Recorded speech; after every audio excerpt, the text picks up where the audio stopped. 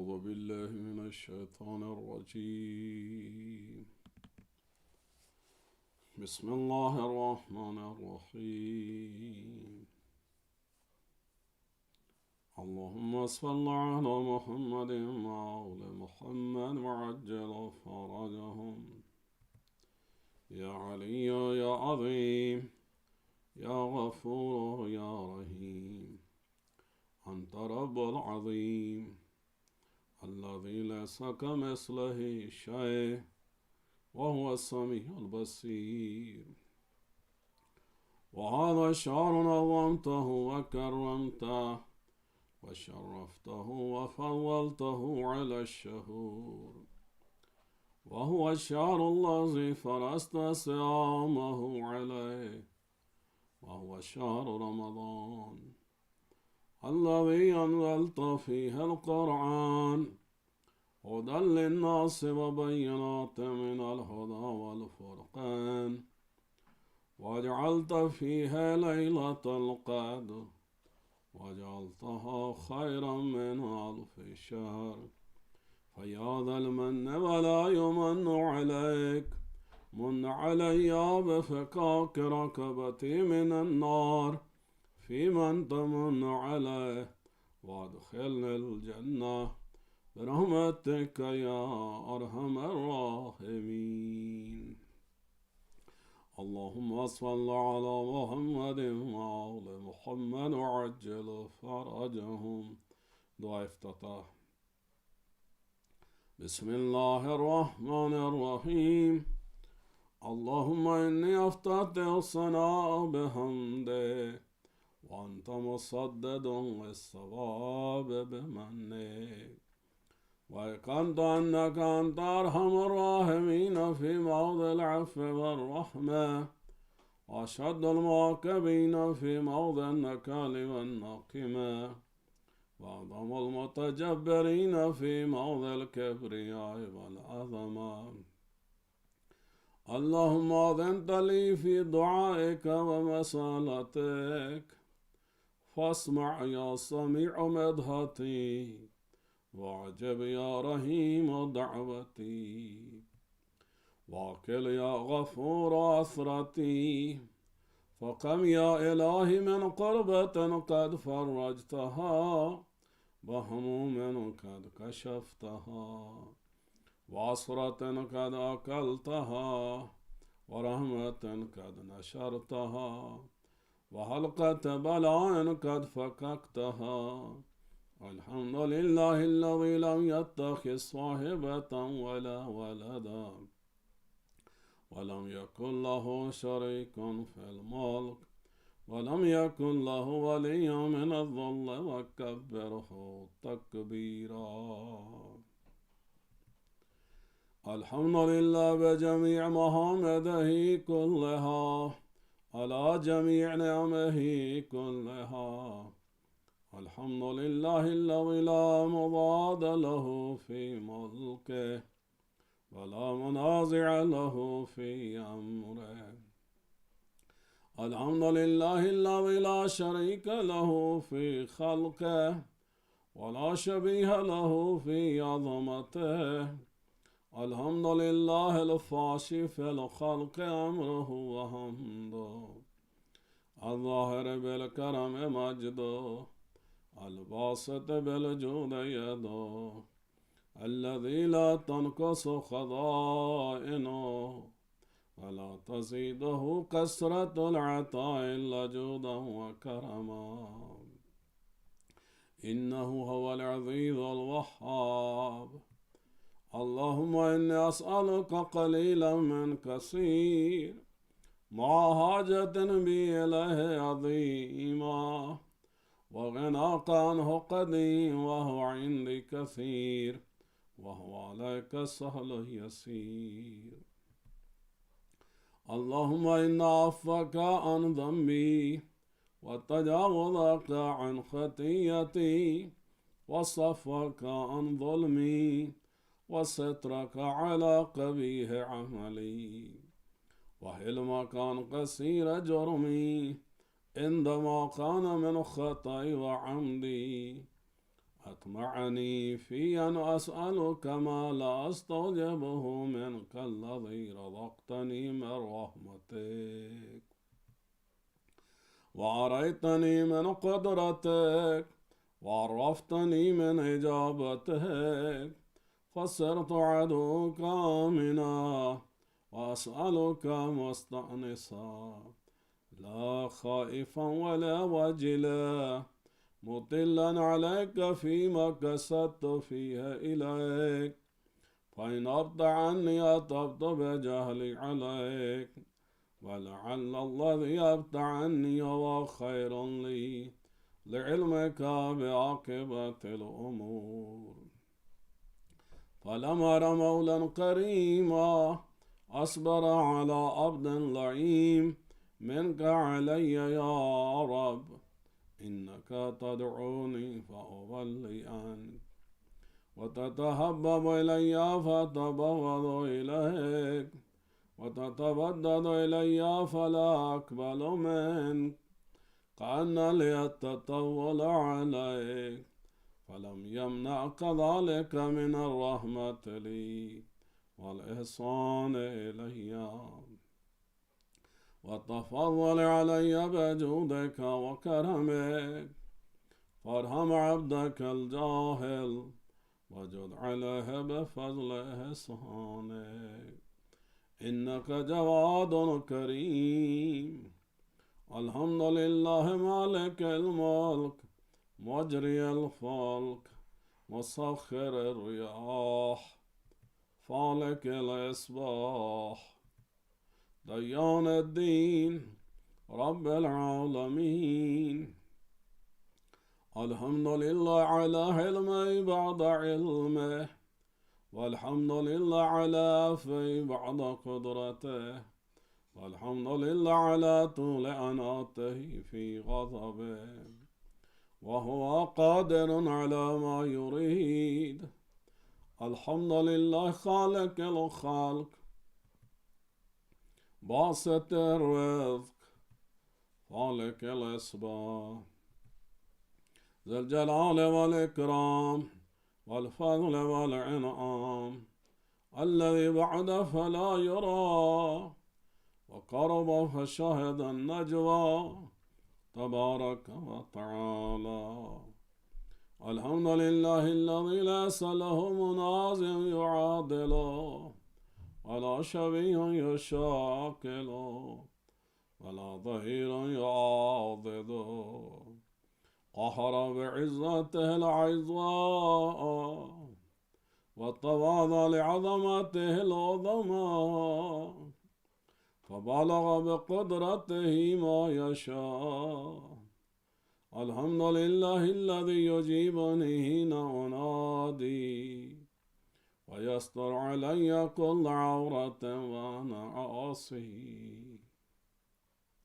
ويعظم نعمة علي فلا أجازي فكم من موهبة هنية قد أعطاني وعظيمة وخوفة قد قفاني وبهجة منكة قد أراني فوصني عليه هامدا واذكره مسبها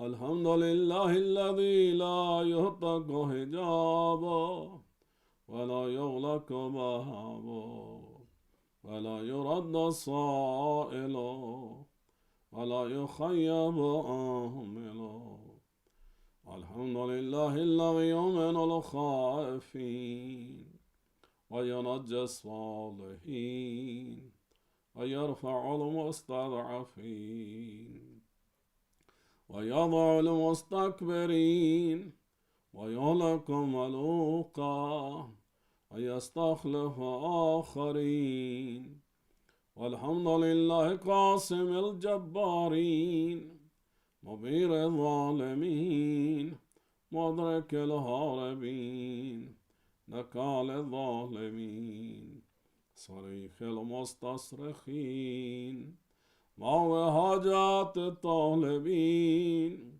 معتمد المؤمنين الحمد لله الذي من خشيته ترعد السماء وسكانها وترجف العرب وعمارها وتموج البحار ومن يسبح في غمراتها. الحمد لله الذي هدانا لهذا وما كنا لنهتدي لولا أن هدانا الله. الحمد لله الذي يخلق ولم يخلق ويرزق ولا يرزق ويطعم ولا يطعم ويميت الأحياء ويحيي الموتى وهو حي لا يموت بيده الخير وهو على كل شيء قدير. اللهم صل على محمد عبدك ورسولك وأمينك وصفيك وحبيبك وخيرتك من خلقك وحافظ سرك ومبلغ رسالاتك أفضل وأحسن وأجمل وأكمل وأزكى وأما وأطيب وأطهر وأصنع وأكثر ما صليت وباركت وترحمت وتحننت وسلمت على أحد من عبادك وأنبيائك ورسلك وصفوتك وأهل الكرامة عليك من خلقك. اللهم وصل على علي أمير المؤمنين ووصي رسول رب العالمين عبدك ووليك وأخي رسولك وحجتك على خلقك وآيتك الكبرى والنبي العظيم. وصل على الصديقة الطاهرة فاطمة سيدة نساء العالمين. وصل على سد الرحمة وإمامي الهدى الحسن والحسين سيدي الشباب أهل الجنة. وصل على أئمة المسلمين علي بن الحسين ومحمد بن علي وجعفر بن محمد وموسى بن جعفر وعلي بن موسى ومحمد بن علي وعلي بن محمد والحسن بن علي والخلف الهادي المهدي حججك على عبادك وأمنائك في بلادك صلاة كثيرة دائمة. اللهم وصل على ولي أمرك القائم المؤمل والعدل المنتظر وحفه بملائكتك المقربين وأيده بروح القدس يا رب العالمين. اللهم اجعله الداعي إلى كتابك والقائم بدينك استخلف في الأرض كما استخلفت الذين من قبله مكن له دينه الذي ارتضيته له وابدله من بعد خوفه أمنا يعبدك لا يشرك بك شيئا. اللهم أعظه وعاضد به وانصره وانتصر به وانصره نصرا عظيما وافتح له فتحا يسيرا واجعل له من لدنك سلطانا نصيرا. اللهم أظهر به دينك وسنة نبيك حتى لا يستخفي بشيء من الحق مخافة عهد من الخلق. اللهم إنا نرغب إليك في دولة كريمة تعز بها الإسلام وأهله وتذل بها النفاق وأهله وتجعلنا فيها من الدعاة إلى طاعتك والقادة إلى سبيلك وترزقنا بها كرامة الدنيا والآخرة.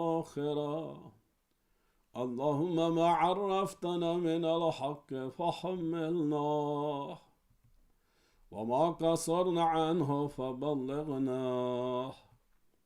اللهم المم به شعثنا واشعب به صدعنا وارتق به فتقنا وكثر به قلتنا وأعظم به ذلتنا واغن به عائلنا واكس به عن مغرمنا واجبر به فقرنا وصد به خلتنا ويسر به عسرنا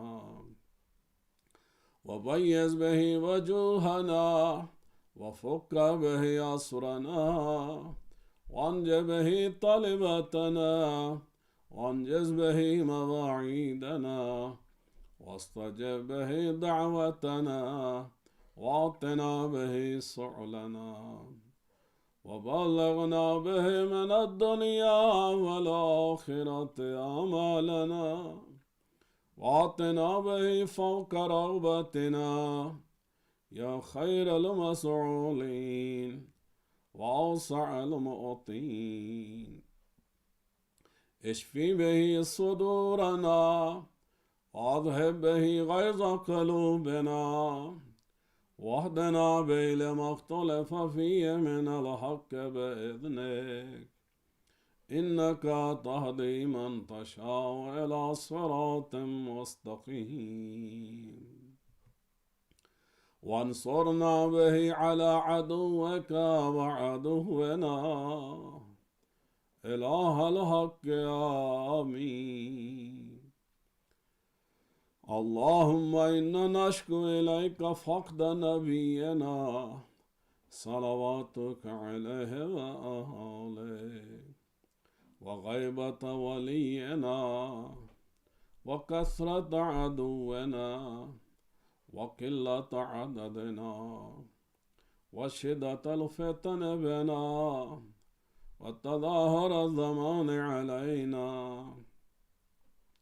فصل على محمد وآل محمد وعنا على ذلك بفتح قد تعجله وبزر تكشفه ونصر تعظه وسلطان حق تظهره ورحمة منك تجللناها وعافية منك تلبسناها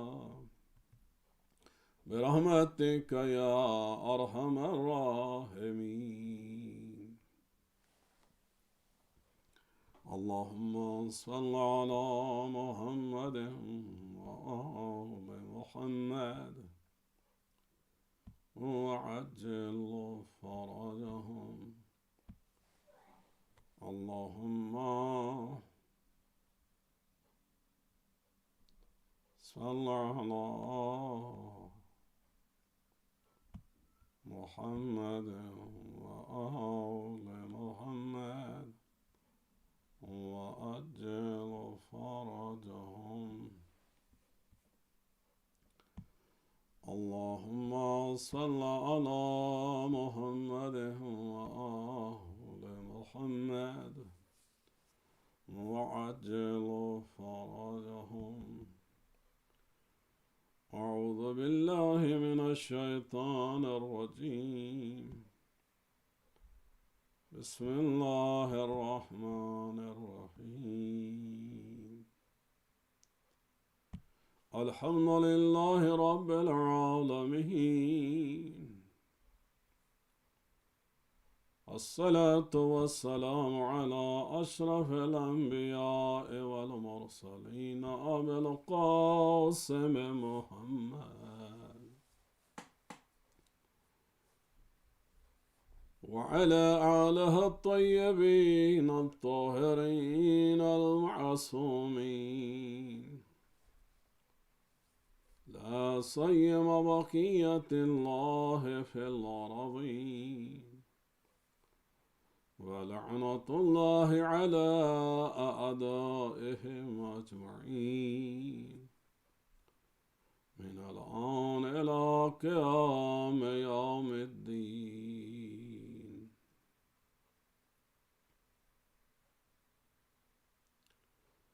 قال الحكيم في كتاب المجيد وفرقانه الحميد. بسم الله الرحمن الرحيم. إنما يريد الله ليذهب عنكم الرجس أهل البيت ويطهركم تطهيرا. اللهم صل على محمد وعلى محمد وعجل فرجهم. عزیزان گرامی، آج ماہ مبارک رمضان کی 20ویں تاریخ، 20واں روزہ۔ پروردگار آپ سب بہنوں اور بھائیوں کی عبادات کو منظور و مقبول فرمائے، روزوں کو، سحور کو، افطار کو، صدقات و خیرات کو، زکوٰۃ و فطرانہ کو منظور و مقبول فرمائے، آپ سب کے صغیر و کبیر و گناہ معاف فرمائے، آپ کے والدین اور مرحومین کی بخشش ہو، ان کی قبریں منور ہوں، ان کے درجات بلند ہوں۔ یوسف ادارہ حجت خدا امام زمان علیہ السلام کا جل ظہور ہو، اور ہمیں ان کے یاران انصار میں پروردگار شامل فرمائے انشاءاللہ۔ ابھی انشاءاللہ یہ دعا اور ذکر مصائب مولا امیر المومنین علیہ السلام ہوگا، اور اس کے بعد عزاداری نواخوانی ہوگی۔ یہ 10 بجے تک عزاداری نواخوانی چلتی رہے گی، اور انشاءاللہ ٹھیک 10 بجے دعائے کمائل، مناجات امیر المومنین اور شب قدر کے اعمال انشاءاللہ کریں گے۔ پروردگار آپ سب کو حوصلہ اور ہمت عطا فرمائے تاکہ ہم انشاءاللہ اس رات سے بھرپور استفادہ کر سکیں۔ ماہ مبارک رمضان کی آخری 10 راتوں میں سے جو آڈ نائٹس ہیں یا طاق راتیں ہیں، یعنی 21st، 23rd، 25th، 27th، 29th، بہت ہی مقبول راتیں ہیں۔ ظاہر ماہ مبارک رمضان میں چاہے دن ہو یا رات ہو، جتنی ہم عبادت کر سکیں کرتے رہنا چاہیے، اس سے بھرپور استفادہ کرنا چاہیے۔ ایسا نہ ہو کہ یہ اللہ کی برکت اور رحمت کا مہینہ گزر جائے اور ہم کف افسوس ملتے رہیں۔ لیکن آخری 10 راتوں میں سے جو طاق راتیں ہیں، اس میں حکم یہی ہے کہ لیلۃ القدر، شب قدر، وہ رات جو 1000 مہینوں سے یا 83 ایئرس کی عبادت سے بھی افضل ہے، جس میں ہمارے لیے مقدر لکھا جاتا ہے، قسمت لکھی جاتی ہے، رزق و روزی لکھی جاتی ہے، جس میں ہمارے گناہوں کو معاف کیا جاتا ہے، جس میں ہمارے لیے ایک برائٹ فیوچر کو جو ہے وہ پلان کیا جاتا ہے۔ تو اس لیے ہمیں انشاءاللہ آج سے یہ جو راتیں آ رہی ہیں ہمیں مس نہیں کرنی چاہیے۔ سب سے امپورٹنٹ یہی ہے کہ ہمیں غسل کرنا ہے، اس کے بعد 2 رکعت نماز ہے، جس میں حمد 1 مرتبہ اور 7 مرتبہ سورہ اخلاص پڑھنی ہے، اور 70 مرتبہ استغفر اللہ و اتوب الیہ پڑھنا ہے۔ اور باقی انشاءاللہ اگلے سیشن میں ہم میرے کو اعمال کریں گے۔ اور یہ شب احیاء ہے، یعنی اس شب کو، اس رات کو ہم نے جاگ کر گزارنا ہے. We need to keep awake. انشاءاللہ طلوع فجر تک کوشش کرنی چاہیے ہمیں جاگنے کی. خود جاگنا ایک عبادت ہے، سانس لینا عبادت ہے. ظاہر ہے کہ اللہ کا کلام پڑھنا، نوافل پڑھنا، عبادت کرنا، قرآن پڑھنا، مختلف عبادات کا پیکج ہے، مجموعہ ہے. ہمیں اس رات کو انشاءاللہ کرنا چاہیے. چلتے ہیں آج کی دعا کی طرف. بسم اللہ الرحمن الرحیم. اللہم افتح لی فی ابواب الجنان. اے اللہ مجھ پر بہشت کے دروازے کھول دے آج کے دن، اس مہینے میں، میری زندگی میں. واغلق عنی فیہ ابواب النیران. اور جہنم کے دروازوں کو ہمارے اوپر، میرے اوپر بند کر دے. یعنی آج کے دن لکھ دے کہ جنت اس شخص پر حرام ہے، میں اس کو جہنم میں نہیں ڈالوں گا، اور جہنم اس پر حرام ہے، اور اس کے لیے بہشت کے دروازے کھول رہا ہوں. ووفقنی فیہ لتلاوت القرآن. اللہ مجھے کامیاب کر، توفیق دے کہ میں آج اور اس زندگی میں اور اس ماہ مبارک رمضان میں اور اس کے بعد تیرے پاک کلام کے زیادہ سے زیادہ تلاوت کرتا رہوں. یا منزل السکینۃ فی قلوب المؤمنین. اے اللہ تو وہ ہے جو مومنین کے دلوں میں سکون اتارتا ہے، اطمینان قلب عطا کرتا ہے. ظاہر ہے کہ جب کسی شخص کو معلوم ہوگا کہ وہ دنیا و آخرت میں کامیاب ہے، اللہ نے اس کے لیے بہشت لکھ دی ہے اور جہنم کی آگ کو اس پر حرام کیا ہے، تو تب انسان کے ذہن میں، سوچ میں، دل میں ہمیشہ سکون ہوتا ہے. انسان جب بھی گناہ کرتا ہے تو بے سکونی ہوتی ہے، مینٹلی اپسیٹ ہوتا ہے. اور پھر بہت سارے گناہ جو ہے وہ کرائم بھی ہیں. تو ہر ملک میں کرائمز کے حوالے سے کچھ نہ کچھ پنشمنٹ ہوتی ہے. تو انسان جب بھی کوئی گناہ، کوئی کرائم کرتا ہے، کوئی ایلیگل کام کرتا ہے، تو وہ خود بھی انٹرنلی بھی اپسیٹ ہوتا ہے، اور اس کو یہ بھی ڈر ہوتا ہے کہ کوئی دیکھ لے گا، لوگ وٹنس ہوں گے.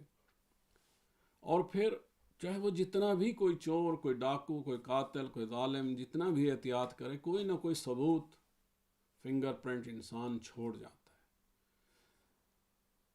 اور اگر دنیا کے قانون والوں کو اس کے جرم کا علم نہ بھی ہو اور سزا نہ بھی ہو، تو خود ہمارے اپنے جسم کے اعضاء ہمارے خلاف گواہی دیں گے.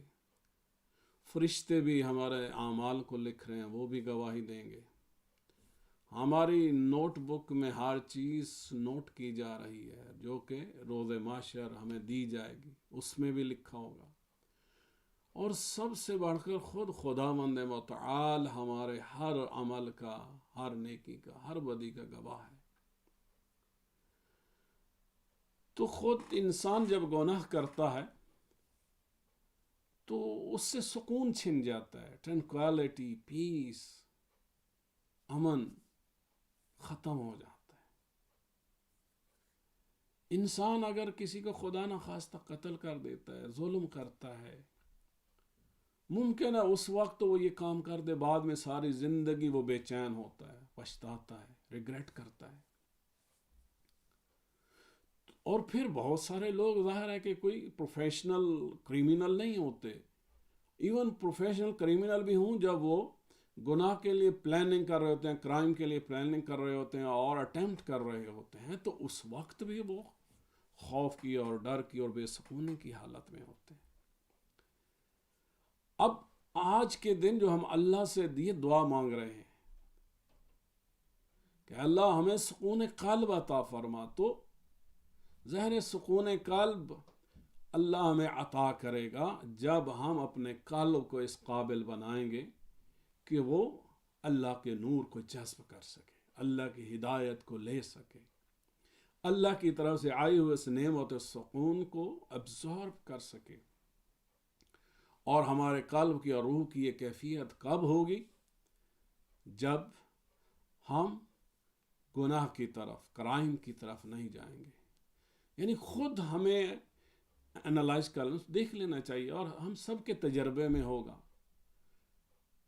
کہ جب کبھی بھی ہم کسی گناہ کے بارے میں، کسی کے خلاف زیادتی کے بارے میں، کسی کرائم کے بارے میں سوچتے ہیں یا کرتے ہیں، یا کرنے کے بعد ہم اپنے سکون کو کھو دیتے ہیں. لہذا اگر ہم یہ چیپٹر کلوز کر دیں، جیسے کہ آج کی دعا میں ہم نے اللہ سے دعا بھی کی ہے کہ اے اللہ وَاغْلُقْ عَنِّي فِي أَبْوَابَ النِّيرَانِ، جہنم کی آگ کے جو دروازے ہیں، جو گیٹس ہیں، وہ مجھ پر بند کر دے. یہی جہنم ہے کہ جب انسان کسی مومن کے خلاف غیبت کے بارے میں، تہمت کے بارے میں، یا کوئی کرائم، کوئی گناہ کے بارے میں انسان سوچتا ہے تو خود بخود اپنے لیے جہنم کے دروازے کھول دیتا ہے. لیکن آج تو ہم دعا کر رہے ہیں اللہ یہ جہنم کے دروازے بند کر دے. تو اگر ہم چاہتے ہیں ہماری زندگی میں جہنم کے دروازے بند ہو جائیں تو پہلا کام یہی کرنا ہے کہ ہم نے گناہ کے بارے میں نہیں سوچنا، گناہ کے بارے میں، کرائم کے بارے میں پلاننگ نہیں کرنی، اور اس سے بڑھ کر اٹیمپٹ بھی نہیں کرنی. یعنی پریکٹیکلی بھی کوئی گناہ، کوئی کرائم، کوئی غلط کام نہیں کرنا. جب نہیں کریں گے تو خود بخود جہنم کا دروازہ ہم پر بند ہو جائے گا. اور ظاہر ہے کہ یہ اللہ سے دعا بھی کرتے رہیں، اللہ سے توفیق بھی مانگتے رہیں. تو ایک طرف ہم نے کیا کرنا ہے کہ آج سے پلاننگ کرنی ہے، تہیہ کرنا ہے، ڈیسیژن لینا ہے، کمٹمنٹ کرنی ہے اللہ سبحانہ و تعالیٰ سے کہ اللہ ماہ مبارک رمضان میں، مولا امیر المومنین السلام کے ایام شہادت میں تجھ سے وعدہ کرتا ہوں، عہد کرتا ہوں، اور تو بھی مجھے توفیق دے اور میری مدد کر کہ میں ہر قسم کے جہنم کے دروازے اپنے آپ پر بند کر دوں. یعنی دنیا میں جہنم کے دروازے کیسے بند کر سکتے ہیں؟ میں غلط نہ سوچوں، میں گناہ کے بارے میں کرائم کے بارے میں نہ سوچوں، نہ کروں. جب نہیں کروں گا تو خود بخود جہنم کے دروازے بند ہو گئے. ایک طرف ظاہر ہے کہ انسان جب سوچنا اور کرنا گناہوں کا بند کر دیتا ہے، کلوز کر دیتا ہے اس چیپٹر کو، تو خود بخود اس کے اندر سکون ہوتا ہے.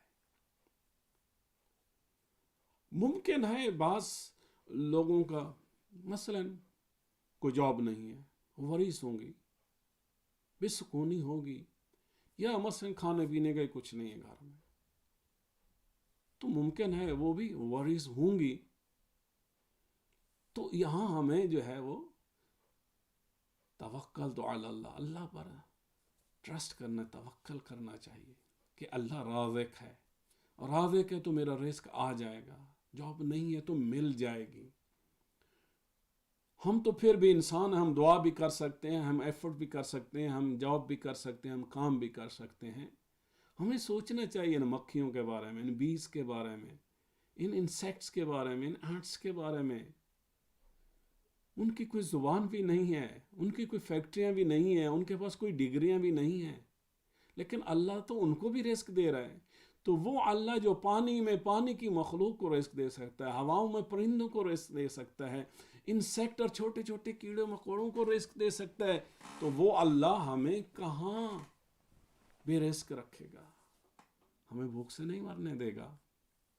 لہذا اس سچویشن میں بھی ہمیں پریشان نہیں ہونا چاہیے. ہاں اللہ کہتا ہے لیس للانسان الا ما سعى، تم جتنی ایفرٹ کرو گے، کوشش کرو گے، اتنا ہی پاؤ گے.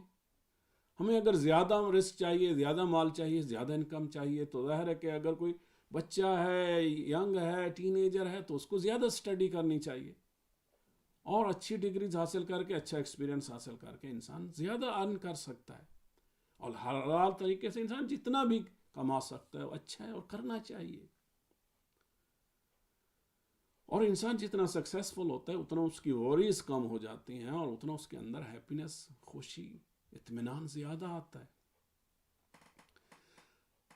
تو اللہ سبحانہ و تعالیٰ سے جو ہم مانگ رہے ہیں، اللہ نے اس کے ٹولز ہمیں پہلے عطا کر دیے ہیں۔ اللہ نے ہمیں ہاتھ دیے، ہم کام کر سکتے ہیں، پاؤں دیے ہیں، چل پھر سکتے ہیں، کام کے لیے جا سکتے ہیں۔ اللہ نے ہمیں عقل دی ہے، ہم علم حاصل کر سکتے ہیں، ہم ایکسپیرینس حاصل کر سکتے ہیں، آنکھیں دی ہیں، دیکھ سکتے ہیں، کان دیے ہیں، سن سکتے ہیں۔ لہذا وہ تمام ٹولز جس کی وجہ سے ہم پروگریس کر سکتے ہیں، چاہے اسپریچولی ہو یا میٹیریلسٹک حوالے سے ہو، دنیا میں کام کے حوالے سے ہو، تو وہ ٹولز اللہ سبحانہ و تعالیٰ نے ہمیں پہلے عطا کر دیے۔ لہذا ان ٹولز کو یوز کرتے ہوئے ہمیں کوشش کرتے رہنے چاہیے، جیسے بھی حالات ہوں ہم پرسکون رہیں۔ یہ مومن کی نشانی ہے۔ مومن جو ہے وہ بے سکونی میں، ورث میں نہیں ہوتا۔ اللہ نے اسی لیے فرمایا الا ان اولیاء اللہ لا خوف علیہم ولا هم یحزنون، وہ لوگ جو اللہ کی ولایت میں آ جاتے ہیں، اللہ کے ہو جاتے ہیں، تو پھر ان کے لیے کوئی خوف نہیں ہوتا، کوئی غم نہیں ہوتا۔ یہ ورث، یہ پریشانیاں یا تو یہی ہے کہ اس وقت ہوتی ہیں جب انسان گناہ یا کرائم یا غلط کام کرتا ہے، ادروائز جو صراط مستقیم پر حق پر چل رہا ہوتا ہے، تو اللہ سبحانہ و تعالیٰ جو ہے ایسے لوگوں کے دلوں میں سکون عطا کر دیتا ہے۔ وہ مطمئن ہو کر اپنے راستے پر، اپنے سفر پر گامزن رہتے ہیں، آگے بڑھتے ہیں، رکتے نہیں ہیں، پریشان نہیں ہوتے۔ تو ظاہر ہے کہ جب ہمارے پاس ایک قلب مومن ہوگا، قلب سلیم ہوگا، اس میں سکون ہوگا، اور اس کے ساتھ ساتھ ہم ہر روز قرآن پاک کی تلاوت کرتے ہیں،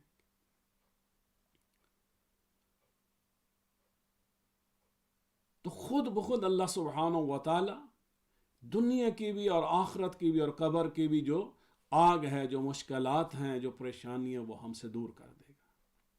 اور دنیا میں بھی اللہ سبحانہ و تعالی ہمارے گھروں میں، ہمارے شہروں میں، ہمارے وطن میں بھی ہمارے لیے اس دنیا میں بھی جنت کے دروازے کھول دے گا، اور اسی طرح قبر کے اندر بھی جنت کے دروازے کھول دے گا، اور حساب و کتاب کے بعد انشاءاللہ ہمیشہ کے لیے اللہ سبحانہ و تعالی ہمیں محمد و آل محمد کے ساتھ بہشت کے اندر مقام عطا کرے گا، بہترین مقام عطا کرے گا۔ جس طرح فرعون کی بیوی مومنہ تھی، کیسے ماحول میں رہی، شوہر دشمن خدا، ہر طرف کفر کفر، شرک کی شرک، لیکن وہ مومنہ پرسکون ہے۔ اس سکون میں بھی اللہ سے یہ کہتی ہے، اللہ مجھے جنت میں وہ جگہ چاہیے جو تیرے قریب ہو، یعنی قرب خدا۔ ہم نماز پڑھتے ہیں قربتاً الی اللہ، قرب خدا کے لیے، اللہ کی خوشنودی کے لیے، اس کو راضی کرنے کے لیے۔ بہشت بھی اس لیے چاہیے کہ وہ قرب خدا میں ہے، اور بہشت بھی بہت بڑی ہے، وہ جگہ جہاں محمد و آل محمد ہوں، جہاں قرب خدا ہو، جہاں رضوان ہو، جہاں فردوس ہو۔ اے اللہ اس بہشت کے دروازے ہم پر کھول دے۔ لیکن یہ بہشت جس کے لیے ہم دعا کر رہے ہیں، تو رسول اکرم صلی اللہ علیہ وآلہ وسلم فرماتے ہیں الحسن والحسین سیدہ شباب اہل الجنہ، لوگوں اگر بہشت میں جانا ہے، بہشت آئیے تو اس کے سید و سردار، اس کے مالک امام حسن اور امام حسین علیہ السلام ہیں، وہ ابوہما خیرہما، اور ان کے والد ان سے بھی بڑھ کر ہیں، ان سے بھی بہتر ہیں۔ اور دوسری حدیث میں رسول اکرم صلی اللہ علیہ وآلہ وسلم فرماتے ہیں یا علی انت قسیم النار والجنہ، کہ علی تو نے ہی یہ فیصلہ کرنا ہے، ڈیسائیڈ کرنا ہے کہ کس کو بہشت میں بھیجنا ہے اور کس کو دوزخ میں بھیجنا ہے۔ آج کی دعا کا خلاصہ یہی ہے. ہم تلاوت قرآن کی بات کر رہے تھے تو علی قرآن کے ساتھ ہے، قرآن علی کے ساتھ ہے. جو علی والا وہ قرآن نہیں پڑھتا تو وہ دونوں کے ساتھ نہیں ہے. جو علی والا ہے اور گناہ اور کرائم کرتا ہے تو وہ علی والا نہیں ہے. جو علی والا ہر وقت بے سکونی کی زندگی میں رہتا ہے، پریشان رہتا ہے، تو وہ علی والا نہیں ہے. علی امام المتقین ہے، علی امیر المومنین ہے، علی قلوب پر اختیار رکھتا ہے. تو علی سے محبت بھی رکھتا ہو اور سکون نہ ہو، علی سے محبت بھی رکھتا ہو تلاوت قرآن نہ ہو، علی سے محبت بھی رکھتا ہو اور جرم پہ جرم اور کرائم پہ کرائم اور گناہ پہ گناہ کرتا رہے. یہ کیسا محب علی ہے، یہ کیسا شیعہ علی ہے، یہ کیسا مسلمان ہے، یہ کیسا مومن ہے. علی صراط اللہ، علی صراط حق، علی صراط مستقیم، علی باب اللہ، علی جنب اللہ، علی وجہ اللہ، علی عین اللہ، علی اذن اللہ، علی نور اللہ. وہ علی جس کی ہر ادا، جس کی ہر بات، جس کا ہر عمل صرف اور صرف خدا کا راستہ دکھاتا ہے. تو اللہ سبحانہ و تعالی نے اس علی کو سمبل بنا دیا ہے. اسی لیے رسول پاک نے فرمایا یا علی حبک ایمان و بغضک کفر و نفاق. بعض لوگ سوچتے ہوں گے کہ بہشت تو ظاہر ہے کہ اللہ کی مخلوق ہے، اللہ نے خلق کیا، اللہ ہی کسی کو بہشت میں بھیجے گا یا دوزخ میں بھیجے گا. صحیح ہے،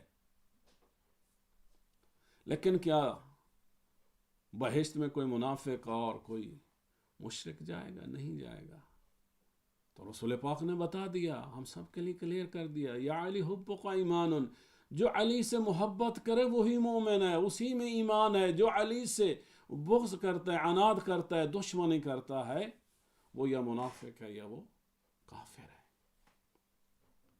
تو خود بخود بہشت جو ہے منافق کی جگہ نہیں ہے، بہشت کافر اور مشرک کی جگہ نہیں ہے. بہشت کو اللہ سبحانہ و تعالی نے مومنین کے لیے خلق کیا ہے. تو امیر المومنین حضرت علی ابن ابی طالب علیہ السلام ظاہر ہے کہ پل صراط میں بھی جب لوگ جا رہے ہوں گے، کراس کرنے کی کوشش کر رہے ہوں گے، تو ان سے کہا جائے گا وقفوہم انہم مسئولون، ان کو روک دو، ابھی ان سے سوال کیا جائے گا. وہ سوال ولایت و امامت علی ابن ابی طالب علیہ السلام کا ہوگا. تو ظاہر ہے کہ جو علی کی ولایت سے اور امامت، ان کو امام نہیں مانتے ہوں گے، ان کو ولی اللہ نہیں مانتے ہوں گے، ان سے محبت نہیں کرتے ہوں گے، تو وہ خود بخود وہیں سے پل صراط سے جہنم کا ایندھن بن جائیں گے. اور جو کراس کر لیں گے وہ حوض کوثر تک پہنچیں گے. وہاں حضرت محمد مصطفیٰ اور حضرت علی مرتضیٰ علیہ السلام ان کو جام کوثر دیں گے، ان کو سیراب کریں گے، پھر اس کے بعد پیاس نہیں لگے گی.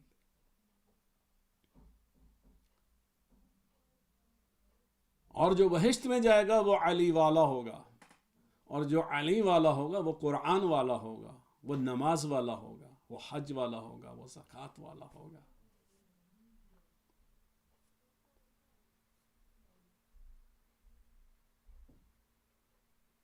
آؤ علی سے محبت کرنا سیکھیں، آؤ علی کے نقش قدم پر چلنا سیکھیں.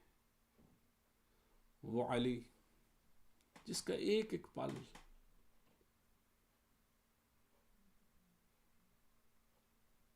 محبت خدا میں گزرا. علی آئے تو خدا کے گھر میں، خدا کے گھر باہر آئے تو تب تک آنکھ نہ کھولی جب تک چہرہ مصطفیٰ پر نگاہ نہ گئی.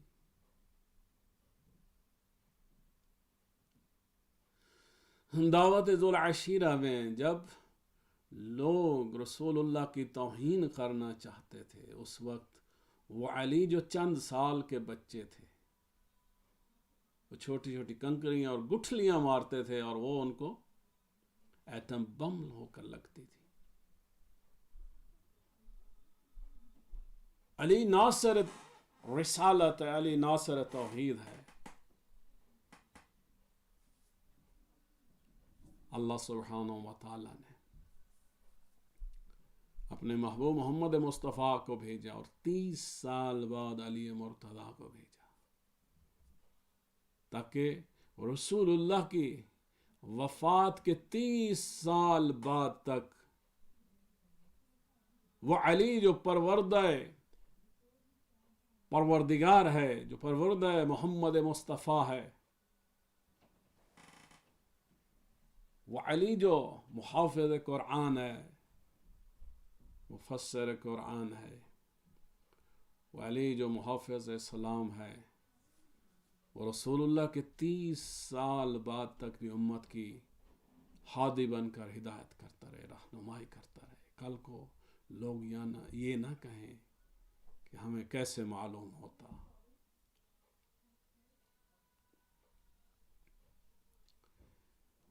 اللہ سبحانہ و تعالیٰ نے نبوت کے بعد امامت کا دروازہ کھول دیا اور رسول اللہ کے 12 جانشین، 12 امام بھیجے، جو 260 ہجری تک ظاہر میں ہدایت کرتے رہے، رہنمائی کرتے رہے، دین بتاتے رہے، قرآن کی تفسیر کرتے رہے، احکام دین بتاتے رہے، اور 260 سے لے کر آج تک آخری حجت امام مہدی علیہ السلام وہ ہدایت کر رہے ہیں، غیبت میں ہیں لیکن ہدایت کر رہے ہیں۔ جب رسول اکرم صلی اللہ علیہ وآلہ وسلم نے اصحاب میں فرمایا کہ مہدی غیبت میں چلے جائیں گے، تو پھر اصحاب نے پوچھا یا رسول اللہ تو پھر وہ ہدایت کیسے کریں گے؟ تو آپ نے فرمایا میرے مہدی کی مثال اس سورج کی طرح ہے جو بادلوں میں چھپا ہوا ہو۔ تو سورج کے وہ تمام فائدے اور اثرات جو زمین اور زمین والوں پر، جب سورج بادلوں میں نہیں چھپا ہوا تھا جتنے فائدے پہنچتے ہیں زمین اور زمین والوں کو، اتنا ہی جب چھپا ہوا تھا بادلوں میں تب بھی پہنچتے ہیں۔ تو آپ نے فرمایا میرا مہدی جب غیبت میں ہوگا تو اس چھپے ہوئے آفتاب اور سورج کی مانند ہوگا، وہ اس حال میں بھی امت کو ہدایت کریں گے اور ان کے سارے فائدے اور انوار ان تک پہنچتے رہیں گے۔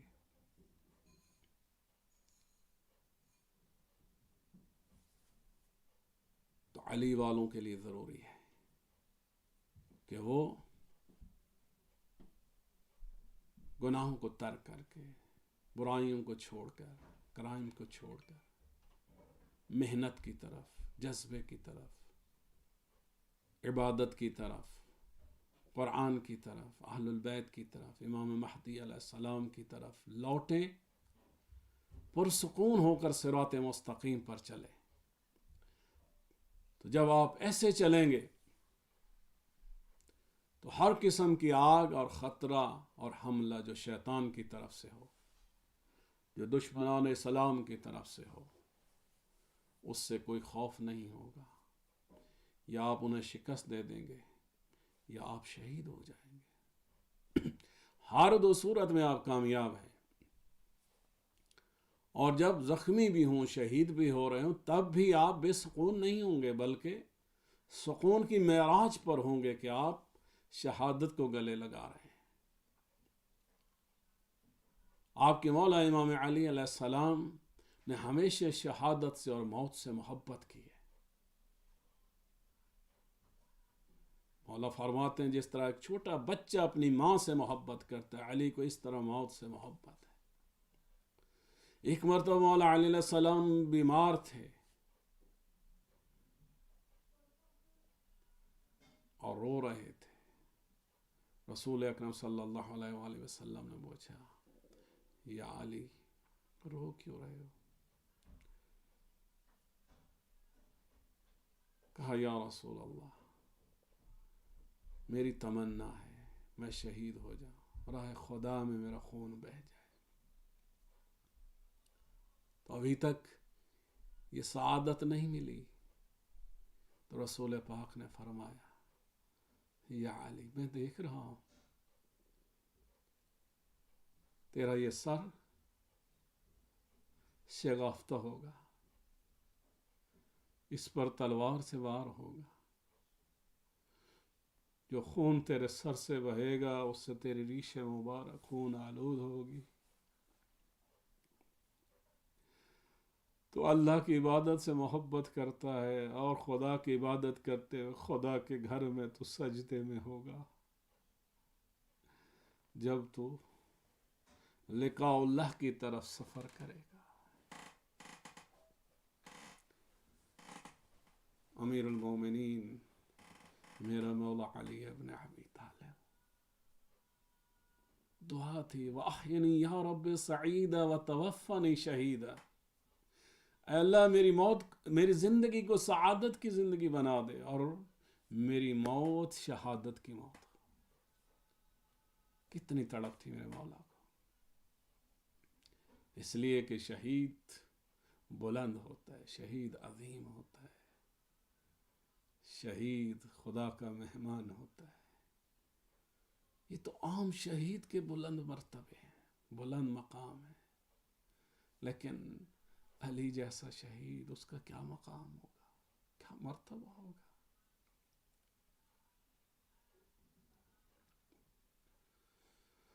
عزیز و جواب کے مولا گھر سے چلے، آسمان کی طرف نگاہ کرتے ہیں، کہتے ہیں میرے اللہ رات تو وہی رات جس کا مجھ سے وعدہ کیا گیا۔ مولا آئے ہیں مسجد کوفہ کے اندر، یہ ملعون ابن ملجم لیٹا ہوا تھا، اوندے منہ لیٹا ہوا تھا۔ مولا نے اسے اٹھایا اور کہا خدا کی عبادت کا وقت ہے، اٹھ۔ عزادارو مولا نے عبادت شروع کی ہے، یہ ملعون اس نے مومنین کو، کوفہ کے یتیموں کو دوبارہ یتیم کرنے کا سوچا۔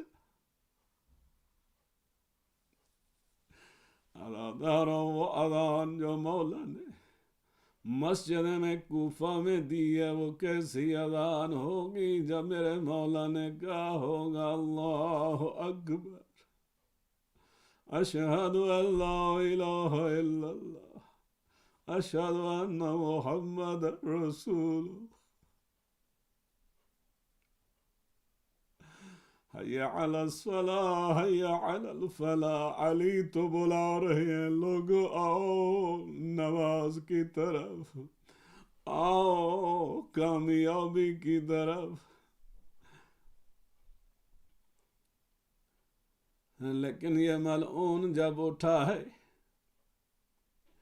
تو کائنات کا شقی ترین انسان، شقی ترین دل لے کے، شقی ترین ہاتھوں کے ساتھ میرے مولا سجدے میں ہے اور کہہ رہے ہیں سبحان ربی الاعلی و بحمدہ۔ اس ملعون نے ذرا لو تلوار چلائی فرق مولا پر، مولا کے سر پہ لگی، خون نکلا، آواز آئی کوفہ کی فضاؤں میں قد قتل امیر المومنین، لوگوں تم یتیم ہو گئے، تمہارے مولا مار گئے۔ علی جیسے نور خدا کو خاموش کر دیا گیا، علی جیسے راہ حق کو مٹا دیا گیا۔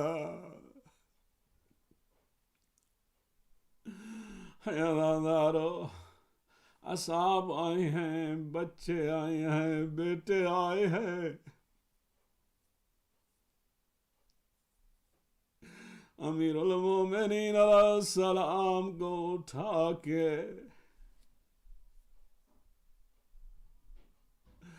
جب گھر لے کر آ رہے تھے، جو ہی دروازے پہ پہنچے مولا نے کہا حسن میرے لال ان سے کہو چلے جائے۔ سامنے کہا مولا ہم آپ کے ساتھ رہنا چاہتے ہیں، آپ سے جدا نہیں ہو سکتے۔ مولا نے کہا جو ہی میں اندر جاؤں گا میری بیٹیاں میرے زخم دیکھیں گی، میرا خون دیکھیں گی، زہرا کی بیٹیوں سے برداشت نہیں ہوگا، وہ گریہ کریں گی، علی سے برداشت نہیں ہوتا، کوئی نہ میرا میری بیٹیوں کی آواز سنے، ان کا گریہ سنے، ان کے پریشان بالوں کو دیکھے۔ یا علی ابھی تو کوفہ ہے اور وہ ابھی رات کا وقت ہے، لیکن 60 ہجری کے بعد 61 ہجری میں یہی کوفہ تھا، دن کا وقت تھا، زینب ام کلثوم کے بال کھلے تھے، وہ مصیبت وعلیہ،